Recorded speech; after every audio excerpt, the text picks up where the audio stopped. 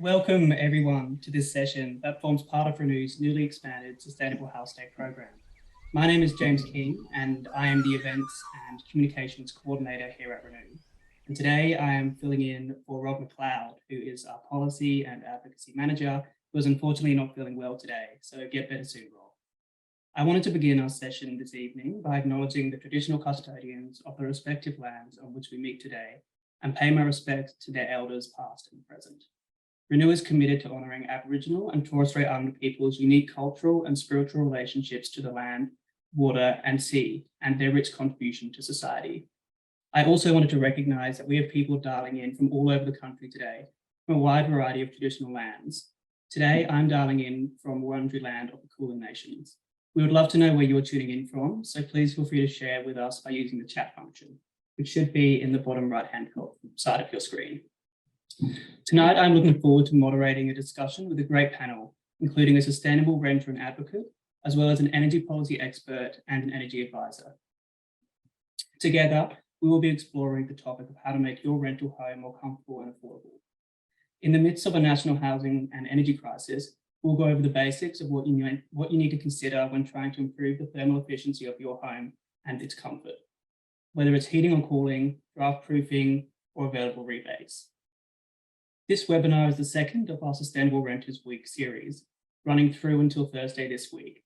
If you're a fan of today's webinar, or maybe you enjoyed yesterday's, getting your landlord on board, we'd love for you to join us for tomorrow's session on small space gardening or Thursday's session on improving the sustainability and rentability of your investment home, especially useful for landlords and renters that want to know more about solar for rental properties. This event would not be possible without our wonderful sponsors, including NATERS, Bank Australia, Design for Place, Your Home, Lighthouse Architecture and Science, Sonnen, Design Matters, Marybeck Council, and Banyule Council, and we thank them so much for their support. We're joined by an excellent panel tonight who bring a wide-ranging knowledge, lived experience, and a ton of fantastic ideas on the topic of improving the comfort and efficiency of your rental home. Firstly, we have Rob Murray-Leach. Rob leads the Energy Efficiency Council's policy and advocacy activities, working with members and governments to inform the development of robust and cost-effective energy policies and programs in Australia. Thank you very much for joining us, Rob. Rob has extensive background in climate change, energy, transport, and sustainability, and is an author of the Garnort Climate Change Review and senior policy expert in the South Australian Government. His academic background from Oxford and Adelaide focused on behaviour and sustainability, and he has contributed to a number of texts in this field. Thanks again for joining us, Rob. Lovely to have you with us. We also have Lisa Rhyme. Lisa is an advocate, an artist, and a renter in Nipulana, Hobart. Dedicated to her community, Lisa is involved in the Housing Alliance Utawita Tasmania, Short of a Sheet, and the Housing with Dignity reference group. She has a particular interest in the intersectional barriers and inequity, and runs 2 Facebook groups devoted to building community and sharing resources. Lisa has first-hand experience living in unhealthy rentals with multiple chronic illnesses and in poverty. As such, she has practiced and applying resourceful and practical management strategies. Thanks so much for joining us, Lisa. And a quick plug, Lisa, she did a DIY rental-friendly friction-fitted double glazing article, and that's been published in Renew magazine and online, and we'll share that around later. And finally, we're joined by Rowan Jamieson. Rowan has been in the community services sector for the last 12 years. Over this period, she has worked as a caseworker, run an emergency relief service, and for the last 8 years has worked in her current role at Uniting as an energy advisor. Through her work, Rowan supports Australians that are struggling with the cost of energy bills, with energy efficiency advice, energy literacy, and advocacy with energy retailers and with landlords. Thank you very much for joining us, Rowan. Lovely to have you with us today. So let's get started. During our discussion, I'll be putting viewers' questions to our panel, and thank you to everyone so much who submitted questions during the registration process. We've used those questions to really formulate the agenda for tonight. I encourage anyone who has got a question to put them into the Zoom Q&A box at the bottom of your screen, and we'll get to as many as we can. You can also use the chat window in the bottom right hand of your screen to make general comments or to contact our behind the scenes team with any problems. But before we jump into the questions, we did have a poll for the audience that we're hoping you might be able to help us out with tonight, which I'm going to launch right now.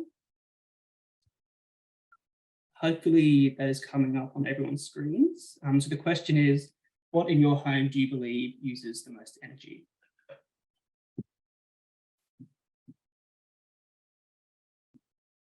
I think I'll leave about 10 seconds for that one to be answered.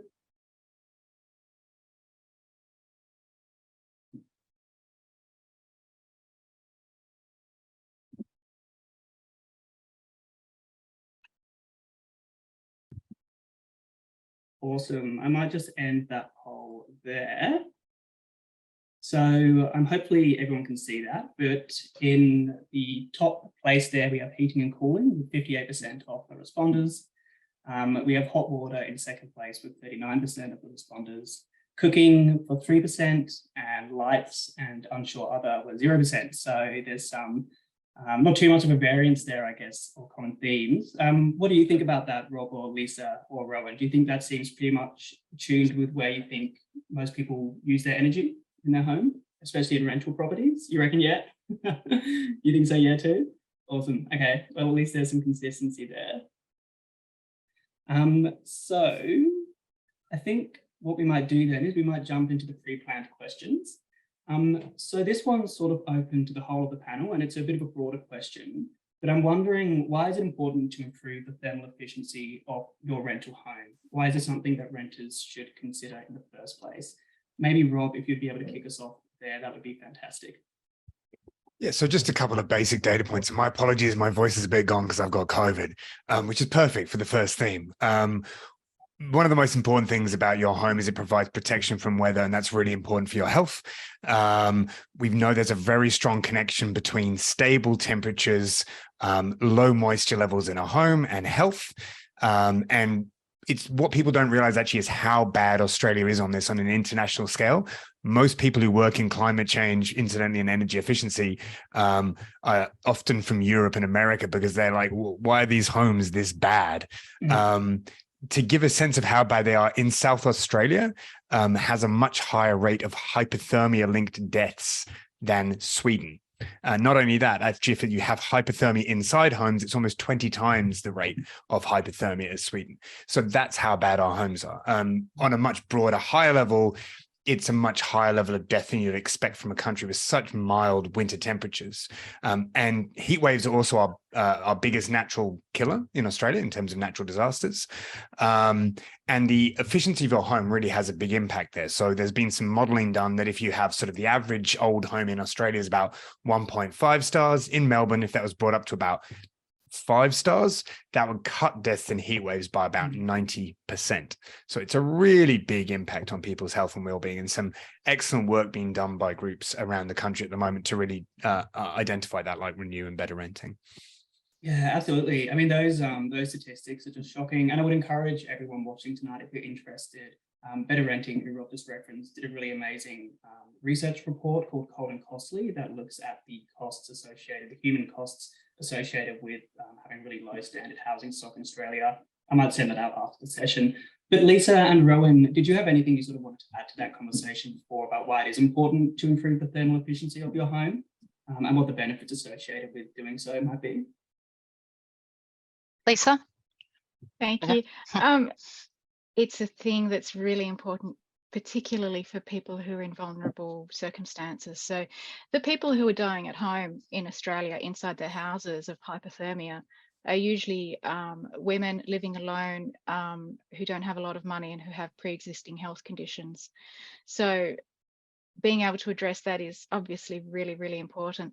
But also it has a massive impact on people generally. So things like mold, massively impactful. And then other things which are very, very common in the community, like asthma, heart disease, stroke, how our homes are has a big impact on that as well. So it's extremely impactful. And as well as the health costs, there are the financial costs. So people who are not very wealthy are obviously having a much harder time. And when you're having to decide between heating your home or feeding your children, that's not something we should have in Australia. Yeah, absolutely. And that's really interesting. You sort of mentioned the cost. And as renters are typically make less than owner occupiers. And it's one of those old truisms where it's expensive to be poor in a way, because you can't upgrade your home to the standards that you'd like. So you end up paying more for energy because you're having to run a heater all the time or something like that. And often the heater, for a lot of people, isn't that effective anyway because it's an old heater. So yeah, it's pretty rotten. But did you have anything you wanted to add to that, Rowan, just on the importance? Well, I guess the financial benefit, obviously, of reducing your bills. A lot of people that I work with are really struggling and who may owe thousands of dollars on their energy bills, living in low quality rentals and that sort of thing. But yeah, there's probably not much else to add to that. Yeah, absolutely. And I think like everything we've sort of discussed, and especially the financial element, is going to become so much more important as we look at the projected energy costs for the next 2 years in Australia. So I think people should be so wary of that. And unfortunately, I can imagine a lot of people are going to be using your services, Rowan, over the next 2 years because they'll find themselves in a lot of energy debt.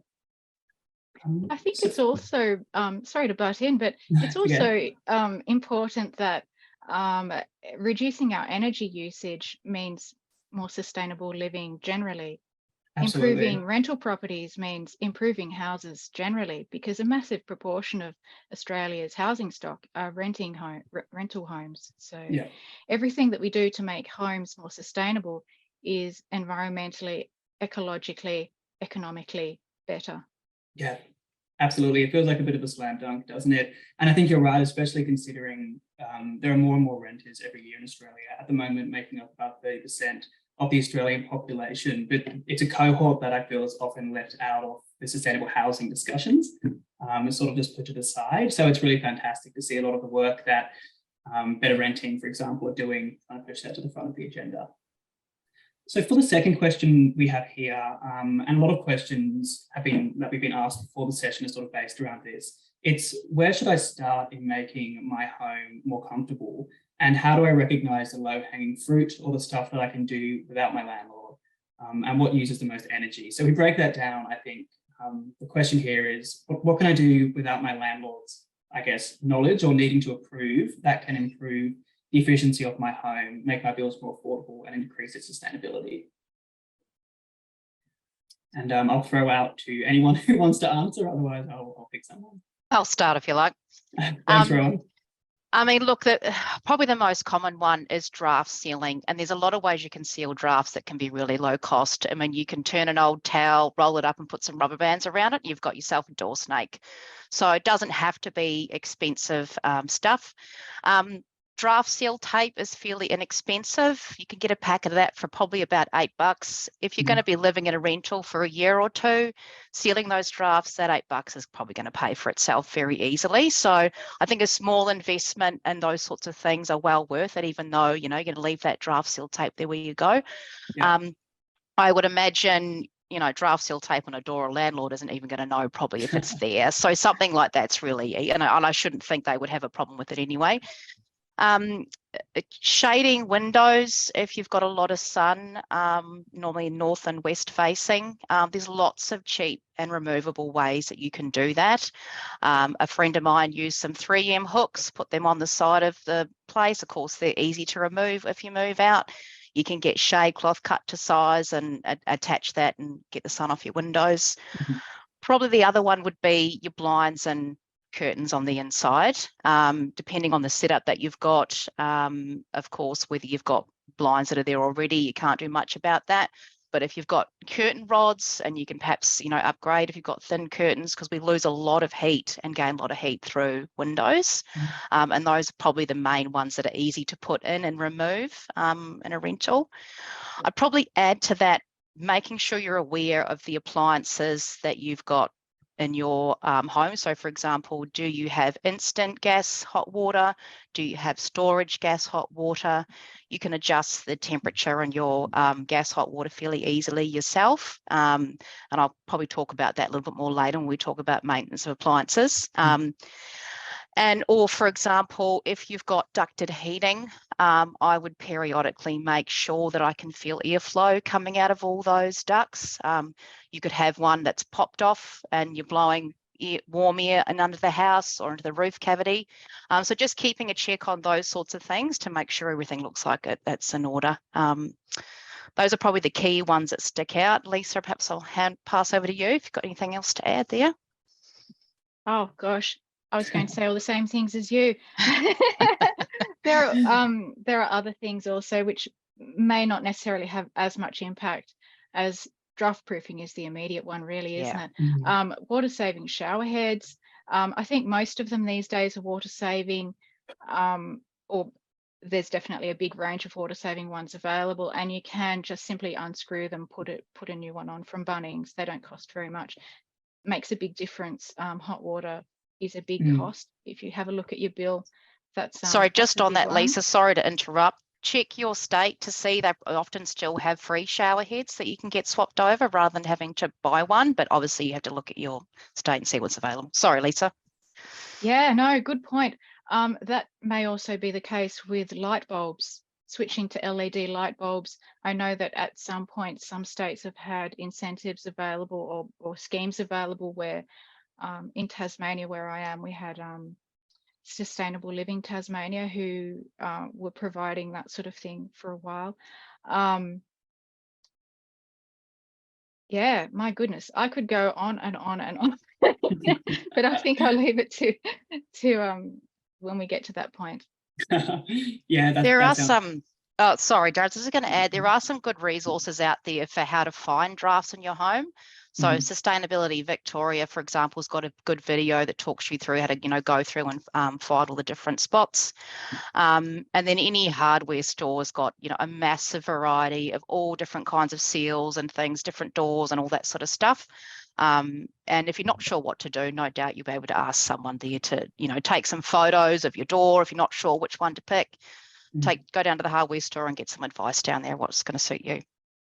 Yeah, absolutely. And Rob, I know you obviously work more at the policy level, but with your broader knowledge, I can put my data hat on from doing my own home and being a renter for years. Please do.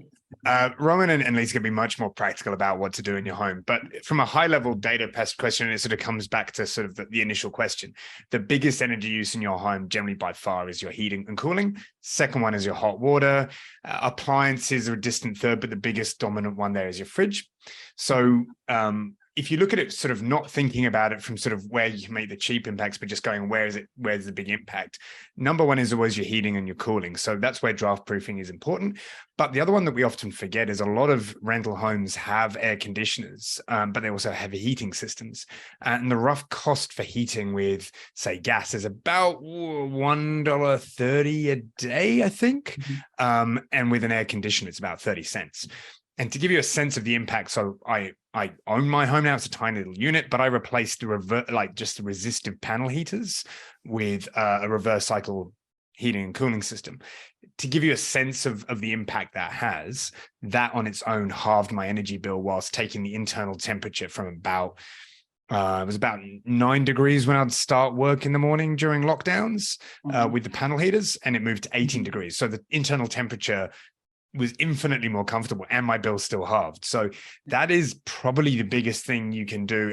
But I think we're going to come to it a bit later. I mean, that's really in the realm of persuading your landlord to make changes. But I've been amazed how many people often you check out their homes and they actually have a reverse cycle air conditioner there that they only use for cooling. So using that for winter, really big impact.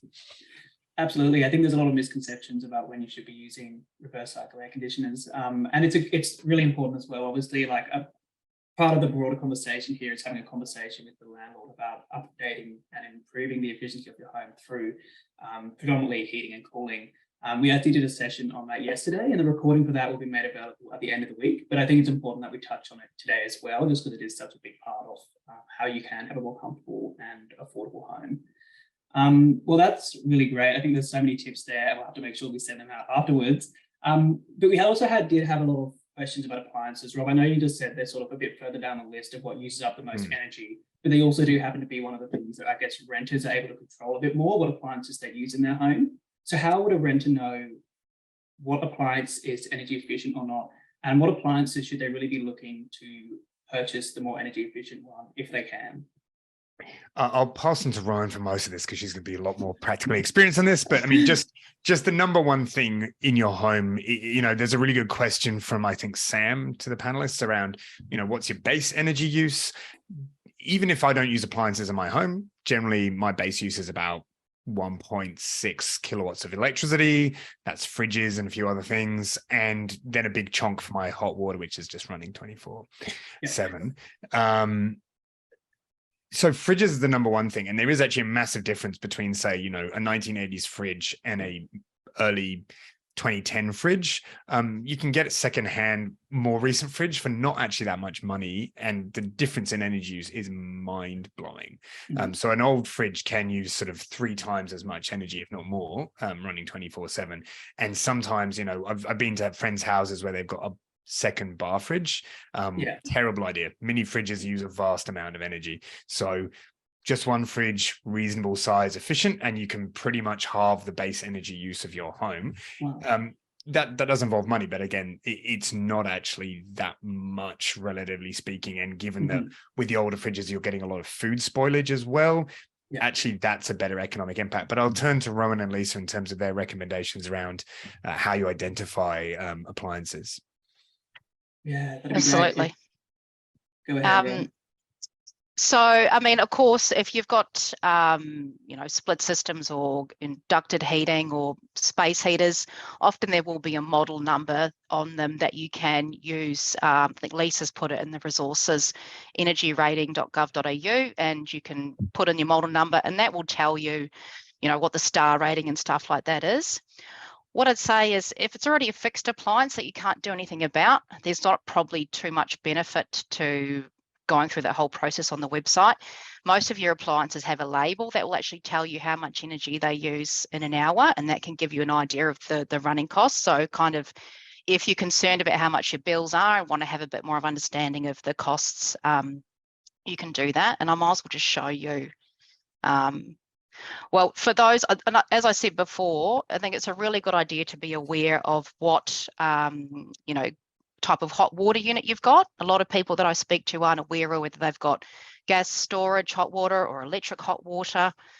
So I might just share my screen now, James. It's probably a good idea to do that now. Yeah, go ahead.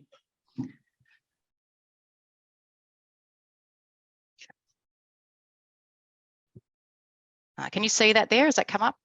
I can't see anything, but it might be. Oh, hang on. Help. Oh, there we are. I push that button. There we go. There we are. So this is just an instant gas hot water unit. So you can just see it's a small unit on the wall. And then this is a storage hot water unit. So it's very easy to tell just by looking at the size of it. Instant hot water units, you probably wouldn't be too worried about the temperature because they're not set as high as a storage unit. You can adjust the temperature on a gas storage unit yourself. So down here, there's a little panel at the bottom. You open that up. There's a control panel there. You'll have, hang on. Oh, I'm missing a picture, but on the other side of the panel, there's clear instructions about how to adjust the temperature. Different units have slightly different setups. This particular one has a temperature control for the water inside the unit. And then it has another temperature control where it adds some cold water before the water goes into the house to be safe, prevent things like burning. Interestingly enough, this unit's factory settings is set to 65 degrees, whereas to kill off any bacteria in there, you only need the water to be 60 degrees. So you could drop this by 5 degrees, still be nice and safe and be protected from like Legionnaire's disease. And to that point, the last thing you want to do is turn your hot water unit down too low because then you do have that risk of bacteria building up. Also too, often these units have a vacation setting or a holiday setting. So you can just come along. I think this one, it's just that black dial at the top. You just turn it around. If you're going away for a couple of weeks, then it's not sitting there heating water for you the whole time that you're away. Another reason to be aware of what sort of hot water unit you've got is I often talk to people and discover they've got a leaking hot water unit. It's very, very common, and it can be a slow leak that you may not be aware of straight away. It could be leaking away slowly in the background for months. You've still got plenty of hot water, but of course, water's draining out, more cold water's going in and reheating, and therefore using more gas. So if you're moving into a rental, or even if you've been there for a while, you haven't looked at it, I'd go and have a look at the hot water unit. Often there's a label that tells you how old they are. If your unit's 10, 15 years old and is not looking in the best condition, I'd be wanting to just keep an eye on it. If you can see, puddles of water at the bottom, signs of corrosion, that sort of thing, patches of water, that could indicate you've got a slow leak. Also too, if I just go back to the other one, on the other side of this unit, there's a valve that comes out that's called a pressure relief valve, and that's a common place to get leaks. So over time, what the pressure relief valve does is you get pressure building up in the unit as the water expands, as it heats up. So it will dump a little bit of water to release that pressure that's building up. Over time, the valves can become faulty, and therefore you can get a slow leak. So just a simple thing to do, if you've got a gas storage hot water unit that looks a bit dodgy, every month or two, go and have a bit of a nosy and see whether, and if it is wet and corroded, I would get onto that before you get a catastrophic leak, because it could go for months, and that's going to impact your bills. So that's a key one I wanted to bring up, because I see it all the time. Probably every week or two, one of my appointments will have a leaking gas hot water unit. Same thing can happen if you've got electric hot water.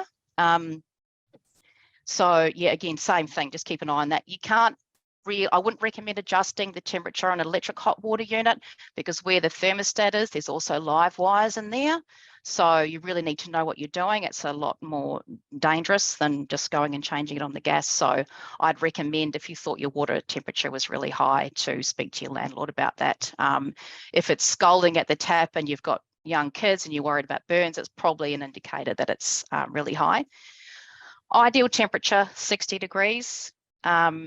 Everything over that, they say, and Rob, you might be able to correct me if this is not the right figure, but roughly every extra degree that you try and heat to or cool to can add about 10% potentially to the running cost of an appliance. So I've probably talked enough now. So yeah, that's probably on that. Lisa, did I hand over to you perhaps if there's anything you wanted to add at this stage? I just wrote down some little notes. Reverse cycle air conditioners are about 4 times more efficient than plug-in heaters. Plug-in electric heaters, if they're all using the same amount of wattage, they're all equally efficient. So you can get a heater that's $15, you could get a heater that's $90. They'll be equally efficient in terms of how much they heat. And reverse cycle air conditioners are better than plug-in heaters, but plug-in heaters are usually more affordable than most ducted heating to use. Using radiant heaters to heat yourself can be a really helpful thing if your house is extremely drafty or has really large rooms, or you just simply don't need to heat a whole entire space. You can use less energy just to heat yourself. And you can use things like heated throws, electric blankets, things like that. Just to give a rough idea, just on the cost of that, sorry to interrupt, Lisa, but it's probably a good moment. An average plug-in heater will use about 2 kilowatts per hour. Throw rug will use 140 watts. So you'd be looking on average that 2 kilowatt heater would probably cost about 50 cents an hour, probably 2 or 3 cents an hour for a throw. So a very significant difference in energy consumption. Sorry, Lisa, back to you. That's all right. Dehumidifiers, a lot of people don't know that there's a big difference in dehumidifiers. The most common ones, you get the refrigerant ones, usually only work very efficiently in temperatures above about 20 degrees. So if you're living in a cold climate and your rooms are below 20 degrees, you're best off getting a desiccant dehumidifier if you do need to use one. Hot water dispensers, they're a new thing. They use less energy than kettles, and kettles use less energy than a stovetop to heat up water for a cuppa.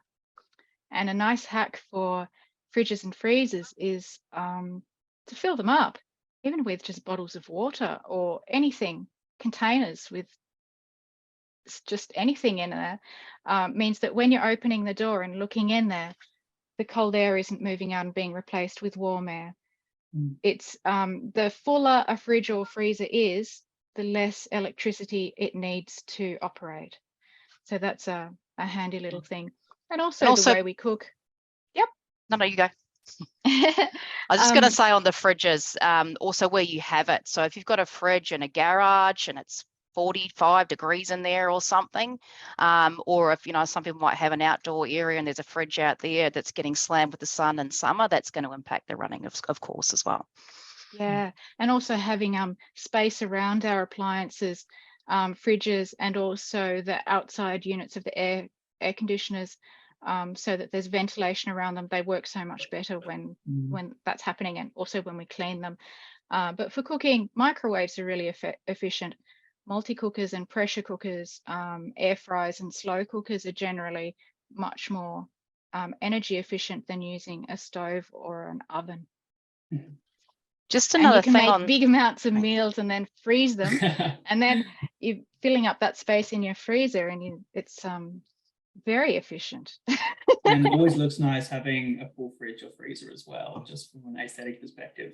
So agree with that. Couple of key sorry, I was going to say a couple of key things on the heating. If you're having to rely on plug-in heaters, of course, some of them these days have a digital thermostat where you can set the temperature. Others just have that dial that's low to high, so you don't really know exactly what temperature you're heating to. Recommended temperatures for winter is to heat 18 to 21 degrees. For summer cooling, 24 to 26. Some people say, 25 to 27, but those are pretty good ballpark figures. And as we mentioned before, every extra degree you try and heat to or cool to can add 5 to 10% to the cost. So you can have the most energy efficient split system that's out there, but if you're going to heat to 25 degrees over winter, then you potentially are still going to have a high bill. So temperature is really, really key.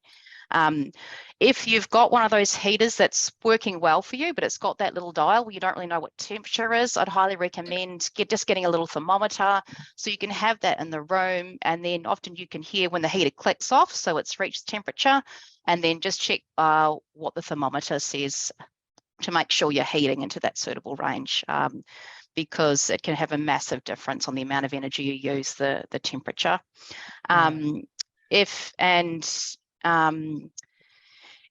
So you want to get a heater that's got a thermostat. If you have to purchase a plug-in heater, I would avoid things like fan heaters that have no thermostat, because then you've got no temperature control.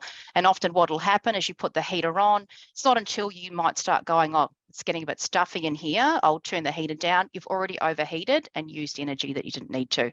Of course, some homes will run that heater, and if they're not in good condition, you'll never feel that warm.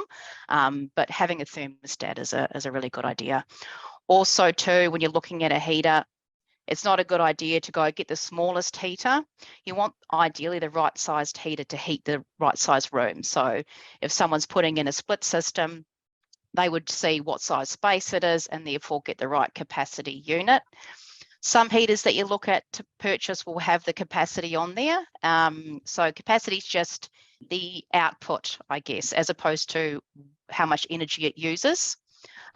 So that's something to be aware of. Don't just get the smallest one thinking it's going to save you energy. It may just run longer and potentially cost you more. Yeah, absolutely. And I think it's I was wondering as well, is there an ideal temperature that you should have your heating and cooling on if you've got a reverse cycle air conditioner over summer and winter? Like, is there a range you should be aiming for? Yeah, so that 18 to 21 for heating. Yep. And then 24 to 26 for cooling. Okay. And just on that thing I've been doing lately and geeking out with my husband over is we've got a reverse cycle ducted system.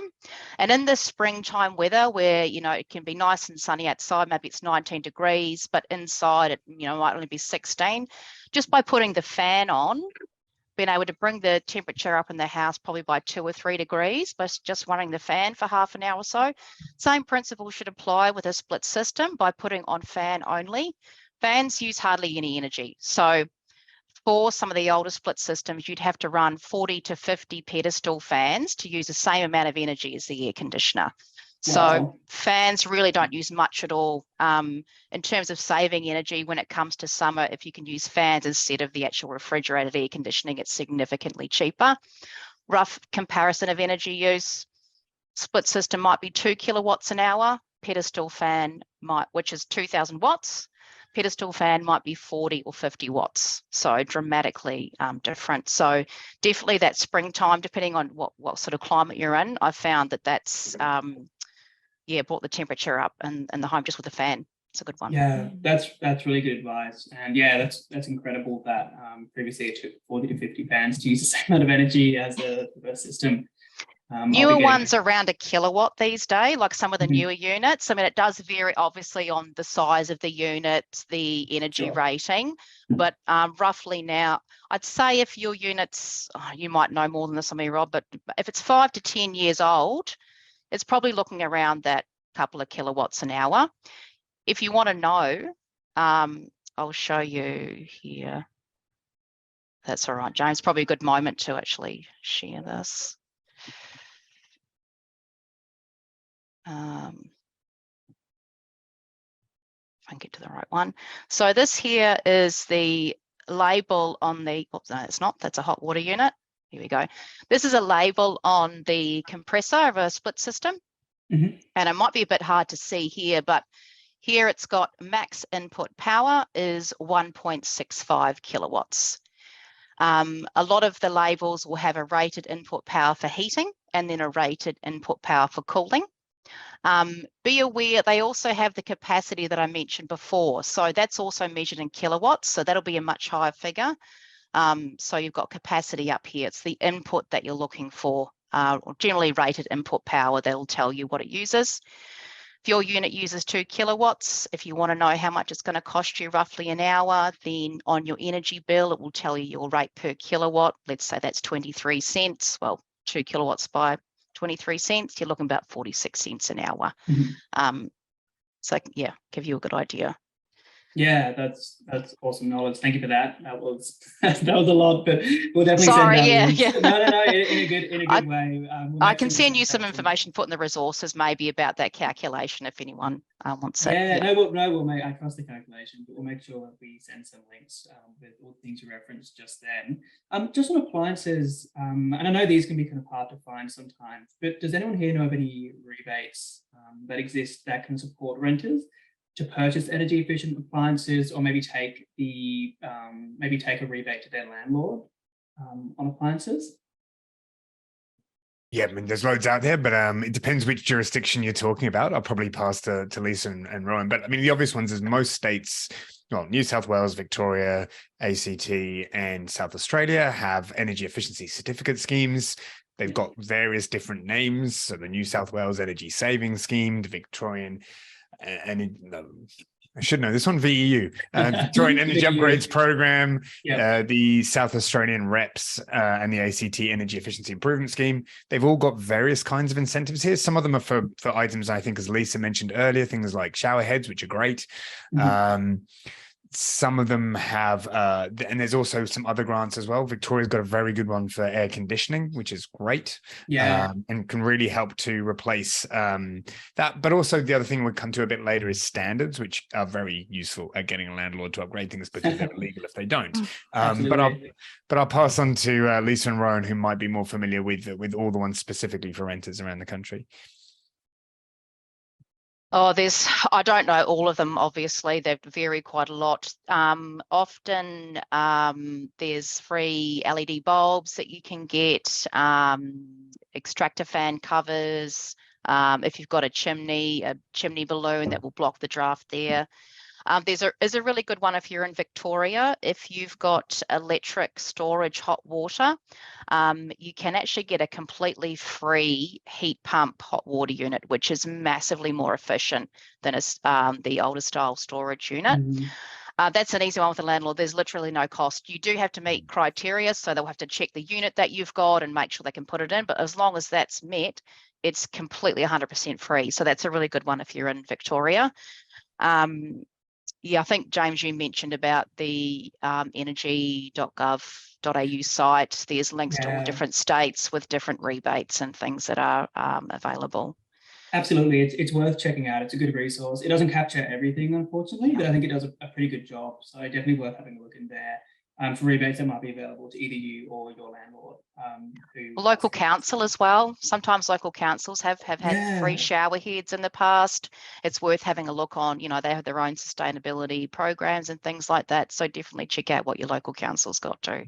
Absolutely. And I think as well, if your local council is falling behind on offering those kind of services to its constituencies, it's always a good idea just to recommend that they offer that, because so a lot of local councils are doing it, and I think a lot more local councils should be doing it. So yes, I think if they understand that demand, they'll be way more likely to act on something like that.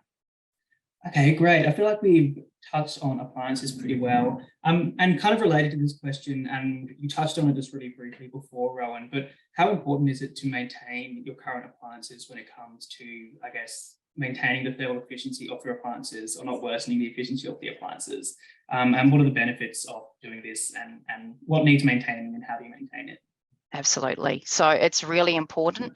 If you've got gas heating, either a standalone heater or ducted heating, it's incredibly important that you get it serviced every 2 years for efficiency, but first and foremost for carbon monoxide poisoning. I mean, that can be very, very dangerous. If you've got a very old gas heater that hasn't been serviced in 10, 15 years, it's dangerous for a start. But also it will affect the efficiency. So for example, a ducted heater and the heat exchanger can get gunk and stuff building up in there. That will affect the efficiency of it. I guess I liken it to a car. If you don't get your car serviced, it may not operate properly. It might use more petrol, or, you know, not run as well. And they are complex pieces of machinery. So, you know, they've got lots of different parts, lots of different things that can go wrong. And so, yeah, definitely make sure that happens. Split systems, it's really important to clean the filter on them. That's a very easy thing that you can do yourself, as long as you can access it safely, of course. There's just a little, on either side of the cover, there's a little lip where you can see your finger slides into. The cover pops open, the filter's right there in front of you. Slide it out, give it a clean. It's not really any more difficult than cleaning the filter on your dryer, as long as you can get to it. Some areas are more dusty than others. You'd probably at least want to clean it once at the start of each season if you're using it for both heating and cooling, and then you'll know by checking it how dusty it gets, and then you make a judgment as to how regularly you might want to do it. But that's really important. What can happen is if the filter's not cleaned out, it gets clogged up. You don't feel the airflow as much, so you put the temperature up, or the thing overheats itself and then it shuts itself down, and then you think there's a fault with the split system, and then someone has to come out and look at it, and then they clean your filter and off they go. So that's really important. And then I've already talked about with the gas or storage, hot water, and just making sure there's no signs of leaks and stuff like that. Yeah. Yeah, absolutely. And is it on inspecting the systems? Sorry, what was the one you mentioned before where you had to inspect it every 2 years? It was any gas heating. So you've got ducted gas heaters, and also the same for like we call it a space heater. So a heater that's just in the room, for example, the living room and stuff like that. Yeah. And so gas heatings that are connected to the property, is that on the landlord usually to? Yes, I believe it's on them. I mean, obviously every state and territory has got its own regulations around that, so I'm not an expert on it. Sure. But I believe that I'm pretty sure most states maintaining appliances is on the landlord, fixed appliances that are there. Right. Yep. And yeah, it should be done. So I definitely, if I was moving into a new place, I would be finding out from the landlord when the last time the heater was serviced, and then putting that in my diary to make sure I chase up on it. Because often, you know, the landlord's not going to mention it. It might be, they might be happy to do it, but they might need reminding. Yeah, absolutely. Yeah, super important to note that. That's great. And Rob and Lisa, did you have anything to add sort of about the maintenance side of things? I know it's quite niche and specific, so you don't have to talk about it too much, but if there's anything you'd like to add, let us know. Oh, that's already been mentioned, but I will add something slightly different, that with reverse cycle air conditioners, you can set them to cool. They have these different functions, cool or heat. They also have one called auto, and you can set it to a particular temperature and it'll try and keep it at that. If you actually want it to heat, if you set it on auto, it'll waste electricity because it'll be going up to that temperature and then down to it and up to it and down to it. So if you want it to heat, it's best to set it to heat. If you want it to cool, it's best to set it to cool, because auto wastes electricity with those systems. Very good I don't even know point. why they have that function. Something that's also confusing with that is you can set the fan to auto, and that's a good thing. That means it'll only use the fan when it needs to. So fan on auto is good, but the function on auto is not good. And to that point, running your fan on high as opposed to low is not going to save you a huge amount of energy. And depending on your property, if you've got higher ceilings, you want the fan speed to be on that higher setting to get that air moving around. Often people don't know if ceiling fans have a summer and winter direction. You don't really need to use them if you don't, unless you've got higher ceilings. Yeah, so it just changes the flow of the air. They're reasonably cheap to run. A ceiling fan will use about 70 watts an hour, so a few cents an hour. So if you do have high ceilings, it's a good idea to utilize those. It's not going to send your bill up high. It will probably make you feel more comfortable. Absolutely. Yep. No, totally agree and second that. So we've talked a lot, I guess, about changes you can make without your landlord's consent or without your landlord knowing or needing to know. But Lisa, have you had to have a conversation before with your landlord about improving the efficiency of your home, or maybe introducing I've had many. an appliance? Yeah. I've had so many. You've had so many. That's great. And like I said before, we did a session on this yesterday, and it was super interesting. I'd encourage everyone to look at it when it's online. We'll make sure we send it out. But did you have any specific tips, I guess, about approaching your landlord to improve the comfort of your home, or what you did to achieve that? Yeah, I can certainly share what I did and what I found useful. That said, I will acknowledge that this sort of thing is so difficult. There is a power imbalance. A lot of it does depend on privilege.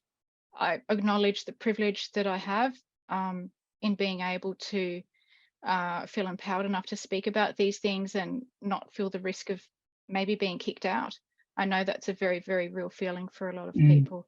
So things that helped me, of course, obviously being polite and respectful and honest with yourself and with the person who you're talking with helps a lot. Knowing your rights, knowing what the minimum standards are in your state. So feeling confident about what you're asking for. Being honest with the costs and the impact of what you're asking for, whether it's something that's removable, whether it's something that's permanent, what happens when you move out. If it's anything that does have an impact on the property, asking in writing is always a good idea. It's safer and it's easier for everybody to see all the information. It also means that you can present information really nicely and clearly.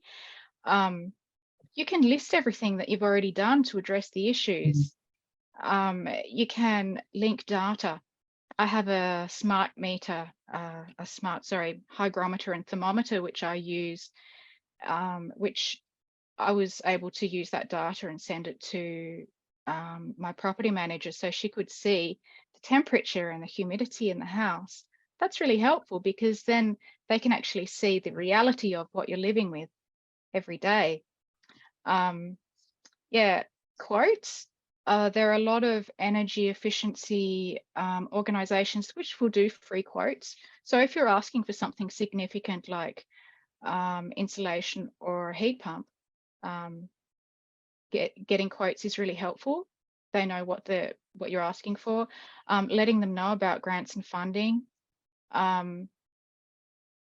Examples of success and examples of people doing things really well, linking to communities like the My Efficient Electric Home community online, which has so many landlords who are doing wonderful things for tenants. And to see examples of people doing that can be really helpful. A letter from your doctor, if that is a relevant thing, and emphasize the benefits to yourself, to the property, and to them in terms of increasing property value and increasing sustainability for their resources. Because if someone owns a house, that's their responsibility. So being able to include all of this stuff can be really, really helpful. I was lucky enough to be able to access. I found out about Tasmania at the moment has $4.5 million set aside specifically for the government to spend on improving the energy efficiency of social housing. So people who are in social housing in Tasmania can request that their property managers use this money for targeted programs such as insulation, lighting, floor coverings, heating, and double glazing. So that's amazing. So if you want to know how to do that, you can speak to your property manager, or you can ring Deputy Secretary Peter White. He told me what to do. Yeah, right. So yeah, it's worth finding out what is available and asking very, very with gentle confidence. Absolutely, yeah, and like there was so much good stuff coming out of the session last night. A lot of the conversation, we had an academic, Michaela Lang, and she's done a great deal of research on what I guess what landlords react well to in terms of improving the efficiency of tenanted homes. And her research found that like most landlords, they care about the tenant in the sense that they actually don't want their tenant to be uncomfortable, and they are open to improving the efficiency and the comfort of their home. But a lot of the time there was a communication gap between the realtor or the property manager and the landlord. So I think it's also about making sure that you're quite direct in the way that you're talking to your property manager about like, I really want my landlord to know about this. And then the second element of it was talking in ways that where a lot of data is present, but also weaving a narrative through that data. So letting them know the risks associated with having a low performing home, which, as Rob was sort of touching on before, means like a really unhealthy home. But then talking about why it's really important to you to improve the efficiency and comfort of your home. So it all works in together. But yeah, thank you for that. I would ask Rowan and Rob for their comments on this, but I just realized the session is running out of time. So I might dip through and go to some of the audience questions that we received beforehand, if that's okay. So we had a good question here. Let me just have a look. One of the questions we have coming up a lot is still how do I draft proof? So we've sort of gone over that already. Would your tips be to actually rent out a FLIR camera or something to figure out where the draft is coming from? Or do you think that's something you can do often just by sort of getting a feel for the place, standing in there, having a look into the creaks and gaps? I think those cameras show the temperature of surfaces rather than the temperature of the air, and drafts have an influence on the temperature of the air. But there are little tricks that you can do that, you know, don't cost so much money. Incense, using incense sticks, or anything which has a little string of smoke. If you put that up against a window or a door frame, the smoke will move in ways that will show if there's a draft. So you can do that. Another indication along windows or, you know, mantelpieces, all sorts of places, is if you get black dust that just comes back, that's often an indication of drafts. And you can have drafts all around windows, on the inside and also on the outside of the frames. Other places that drafts happen are anywhere where you've got a pipe going in and out of the house. So underneath sinks where you've got the water pipes going out through the wall, very often there are gaps this big on either side of those pipes, and you can just squash some foam around there and that'll help. I always stuff in a bit of steel wool as well to prevent mice from coming in. Another place where a lot of cold air comes in is through vents that you often have in the walls of old houses. Sometimes you can see straight through the wall. I just cut little squares of foam and shove them in there, and that works pretty well. But you can even just put cardboard over there. The reason I use foam is because it doesn't use any adhesive. So if you've got the sort of property manager who says you can't use blue tack or sticky tape, foam's not going to be a problem. You can just pull them out when you leave if they want you to. Floorboards is a common one too if you've got timber floorboards. So using things like rugs, you know, to help with that. Doors is a common one. Lots of people notice the draft at the bottom of the door and use a door snake, but not the top and the sides. And that's where draft seal tape, which is very cheap, that can be put on. Windy day is a great day to locate drafts. You'll feel that breeze coming in through the doors. You know, if you notice your curtain moves when it's really windy. If you've got a chimney, like an old fireplace that you're not using, that's a big draft. You can use, you know, if you don't use it for fire, you can, you know, block it with newspaper. You can, in some states, get the free chimney balloons that just inflate and then block the draft. But there's lots of, I mean, Sustainability Vic's the one I mentioned before. It's got a good video. Also, YouTube's got heaps of stuff. I reckon if you had a look for draft sealing tips and ideas, some of them won't be very good. Others might be great. So having a bit of a hunt around there, you might find some good stuff. Yeah, no, that's really solid advice. Thank you for answering that one. We did have another question here, which I thought was interesting. And Rob, I think I might throw to you for this one. But at the policy level, what more needs to be done to facilitate better comfort and efficiency for renters? What's the way forward here? And that one is from Jet. Good question.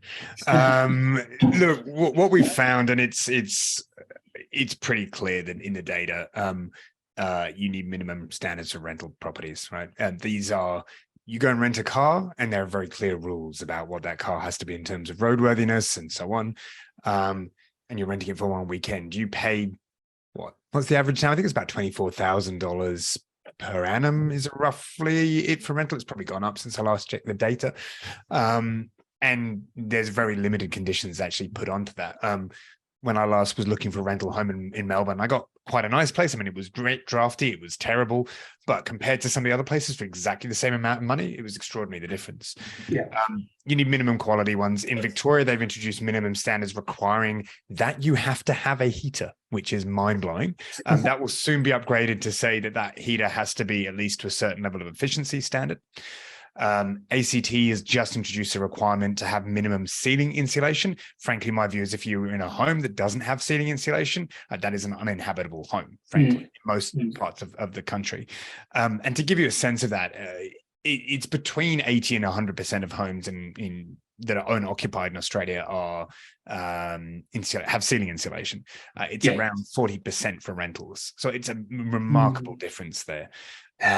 That is a basic health and safety issue. Victoria is now considering how you could go about doing that, and the other states are starting to look at it, but they are frankly a long way behind. And that's, some of these things are easier to set some of the policies for the southern states, but realistically, you know, ceiling insulation or reflective foils in higher latitudes is also really important, right? So if you think about in winter, the difference between the inside of your home and the ceiling cavity might be 15 degrees. So ceiling insulation is really important in winter. Heat rises, you lose it. But in summer, the roof cavity can be 65 degrees and you want to get it down to about 25 degrees. So that's a 40-degree difference. Yeah. So basic elements such as having a heater of reasonable efficiency and having ceiling insulation are very, very important things that can be introduced quite quickly. Eventually, what we hope is that they'll move towards more of a rated system for the entire rental home that you can actually go about that. So, which would actually rate a whole bunch of the features, but it's much harder to actually assess it until you've got that rating system in place. What I would say, though, is that, you know, baby steps of just putting in the basic requirements are a really good, important first step. And putting in some support to help landlords meet those standards, particularly if they're renting out to low-income households, is an important complement. But unfortunately, the data's in. Just putting incentives out there, landlords don't take them up. Most landlords are very, very busy. They've got lots of things in their life, and it just sits on the to-do list for a really long time, even if it's for free. We've got lots of grant programs which are 100% free for landlords to upgrade their homes, and the take-up was absolutely minuscule. So, that's me going on my professional rant, but more minimum standards for rental homes because it's just a health and safety issue. Right? Much as I care about energy efficiency and sustainability, this is just health and safety.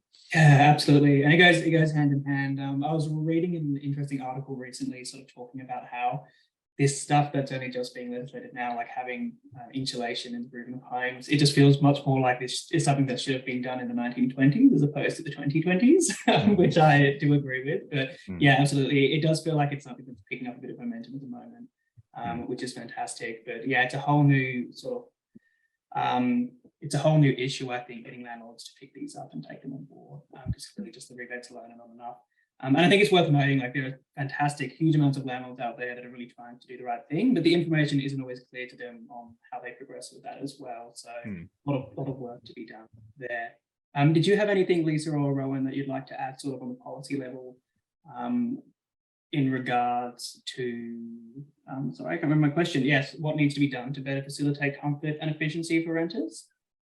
Making renters not feel terrified to raise issues with their landlord. I regularly talk to people who, I might have identified that there was a leaking hot water unit, or that's not a good example, but something like that, and they're just often too scared to raise the issue. I mean, I think in Victoria, only recently they removed the clause where a landlord can evict someone with no grounds. I mean, that's only very recently changed. I'm not an expert on it, but definitely many people feel too terrified to bring up issues.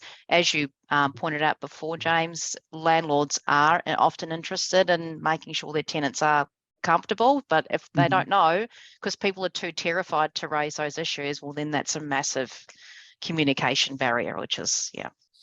Absolutely. Yeah, absolutely. And I think another issue here is a lot of states still having no cause evictions. So a lot of people feeling so vulnerable that by asking something, they're going to rock the boat and they're going to have their rent increased, or they're just going to be evicted in general because it's too much of a hassle for the landlord to get with, basically. Yeah. So yeah, we've got a long way to go, I think. That all needs to go. Yeah. Absolutely. And Lisa, is there anything that you'd like to sort of add to this conversation in regards to where the policy should be headed? My gosh, just complete agreement. Thank you for being someone who's speaking about this, Rob. It's just so necessary. I was one of the renter researchers in the Better Renting Healthy Homes campaign for last winter and summer. And the conversations and stories that came from that were astounding. People are living under really distressing circumstances, and it's terrible. Can we please share the photo of what the temperature in my house looked like before and after insulation was put in? Yeah, absolutely. Thank you. Did you have that photo on you? If not, I can try and get it up. I think there it is. Oh, okay, fantastic.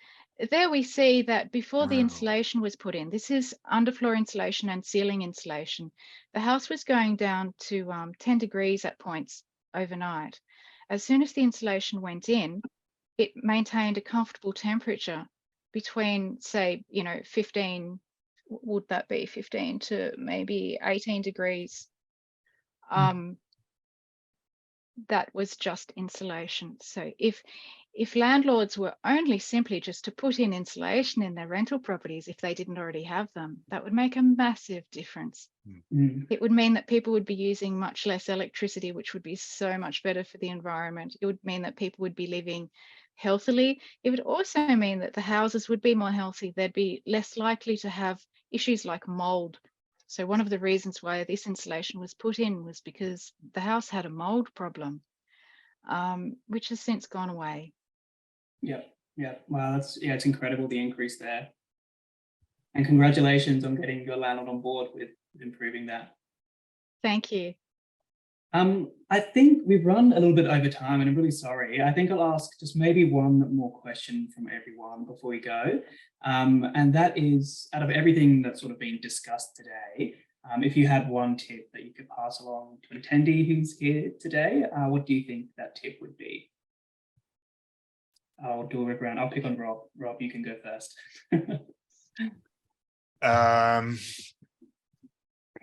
Yeah, to be honest, I mean, the challenge with rental homes, I think that my number one tip is in all honesty, get Ugg boots. When I got that in my last rental home, that was actually a ridiculous game changer. Like, my problem is I feel like the reason Australians invented Ugg boots is because we don't insulate our homes, so we just insulate our feet instead. But facetious comments aside, actually personal insulation is one of the things you can do. It makes a huge difference to your comfort level. Electric blankets, good blankets make a vast difference and are something you can do even even in a poor quality. So yes, there's lots of good things you should do and we should do to homes, and not just accept that we just have to rug up. But it is an essential backup that does make a big difference to your health. Yeah, absolutely. And Rowan, did you have anything you wanted to add to that? I guess, focusing on the big stuff, it's the heating and cooling. That's the biggest area. I mean, look, there's so many things that are important, and it can vary from property to property as well. So it's a bit difficult to say what the number one thing is, because it does, depend on the person's circumstances, if they've got health issues, a whole variety of things. One thing I would say that we haven't mentioned is look at your bills, and don't just look at the dollar amount, say some curse words and move on. Actually look at the energy usage. So on that last page, where it has your average daily kilowatts or your average daily megajoule use for gas. And if you've been somewhere more than 12 months, you've obviously got your last year's usage and this year's. So then you can see if it's going up or down. You can see, okay, it's my summer bill. I'm not using any heating. Why is my gas usage doubled? Right, I really should go and have a look at that gas hot water unit. I know I keep going on about it, but it's so common. It's so common, and it's such a thing that just can be there in the background. So, and if you forget to go look at it, but you're looking at that usage on your bills, you might pick it up. If you've done that stuff to draft seal and you look at your bill, you can see how much your usage is going up and down. Then you might go, well, I did that little bit of draft sealing and I'm down like 30%. Actually, I think I'm going to be here for a while. It might be worth me investing that little bit of extra money to get these other bits and pieces. So it's a really good thing to look at that usage, not just the dollar figure that you owe. Yeah, absolutely. And I remember you referenced in one of when we had a call one time, you were sort of talking about the bill support program that Uniting runs. Yeah, sorry. Yes, I meant to mention that. So Uniting has a energy program. I'm one of the energy advisors there. So what we do is assist people who are struggling to pay their energy bills, or they might have really high usage and they're not really sure why. They might be having difficulties with their retailer around payment plans. They can contact us. We're a free service. We provide energy efficiency advice tailored to your property. We sometimes do advocate with landlords. I occasionally might do letters of support to people. And advocating with retailers, letting you know what kind of grants might be available. So I think Jackie's going to put the phone number for the program into the chat. So anyone out there that's struggling is welcome to give that 1-800 number a call and have a chat to us and see how we can assist. Yeah, thank you for sharing that. Super valuable service. And Lisa, did you have any fleeting comments before we go today? I wish I could bang on for another hour about habits and hacks, but instead, I'm just going to mention two things. That around Australia, there are different energy providers, and it is worth looking at which one is going to be the most cost efficient for you, because they are competitive now. That's worth looking into. Also bearing in mind that the cheapest one may not be the most sustainable, if that's something that you care about. But we do have a lot more choice now, so that's a really great thing. And the other thing is, if you're feeling disempowered, ring your local MPs and tell them about how you're feeling. These people represent you, and they create policy which has an impact on everybody. Yeah, support the organisations that are out there that are already doing this good work, because all of this stuff is exactly what makes a difference. And every change that has happened in advocacy has come from one person at some point making a little complaint. Absolutely. Raising a reality. So there is power in that. Stories are very powerful. Yeah, there's so much to get involved in at the moment around the minimum standards debate. And if you're a landlord watching today, I'd really encourage you to check out Better Renting. I think it's .org.au. I'll just double check that. Better Renting are a fantastic organisation, and they're always looking for landlords to talk to who are invested in the comfort of their tenants. So be sure to check them out. And if you're a renter as well, be sure to check out the work they do. Super interesting and lots of really good tips. I'll send out some links to all of that after this. Well, look, I think that's pretty much all we have time for tonight. I'm sorry for going over, and I'm sorry that we didn't reach every question that we should have. I'll make sure, like I said before, that we send some links through. Thank you so much, Rob, Lisa, and Rowan, for sharing your time and expertise. It's been a really fantastic session. And thank you to all of our attendees for tuning in and for your questions. We hope that it's been valuable for you. One last thing that I'll share is we have 2 other events coming up for Sustainable Renting Week. Sustainable Renters Week, sorry. Tomorrow night we've got a session on small space gardening. We've got some awesome panelists for that. It's totally free. I hope you come along. Thursday we have a session for landlords, but renters might find it useful as well.